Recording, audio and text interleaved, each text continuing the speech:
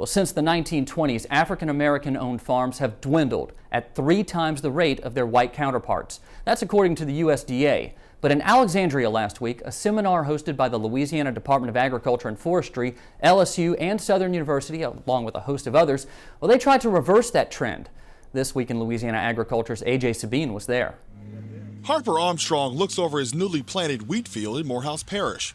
For a small minority farmer like Harper, making it through a tight ag economy can be pretty muddy. This meeting in Alexandria is trying to give small minority farmers a way through the mess. I got half, she got half.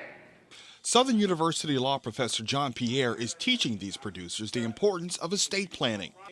Meeting organizers want to bring the best information to small minority producers in an attempt to literally grow the industry within the demographic. Deputy Commissioner of Agriculture, Carrie Castile. Because we want to try and continue, number one, to have a strong agricultural economy, and number two, both for everybody to have an opportunity, including our small and minority farmers, to produce safe food and fiber for our Louisiana as well as the nation. Ag centers from both LSU, Southern, the Southern University Law Center, USDA, NRCS, and many others have all partnered to give attendees information on farm financing and property rights. More importantly, this meeting gives minority farmers a fighting chance at survival. If I become an engineer, I can make X number of dollars. Farming is a chance. And if we continue to let that go, then we won't have any black farmers.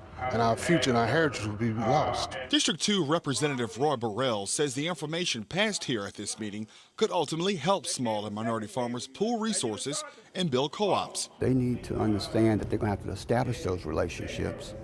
They're going to have to seek new markets. They're going to have to joint venture where they can in order to minimize their overall costs, maybe do it collectively like a co-op.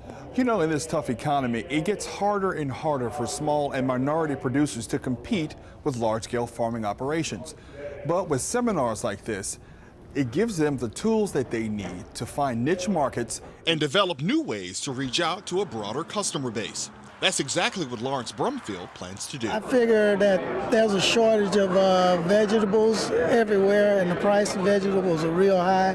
I figure if I can get into it, I might be able to make some kind of a dent in it. I'm gonna tell you a little story. Socrates once said, "The only good is knowledge, and the only evil is ignorance." Thanks to this seminar and the participation of these small and minority producers, evil has left the building. In Alexandria, I'm A.J. Sabine for This Week in Louisiana Agriculture. According to last year's ag census, there are only about 1,900 farms owned by African-American farmers in Louisiana. That's in comparison to nearly 28,000 farms owned by white farmers.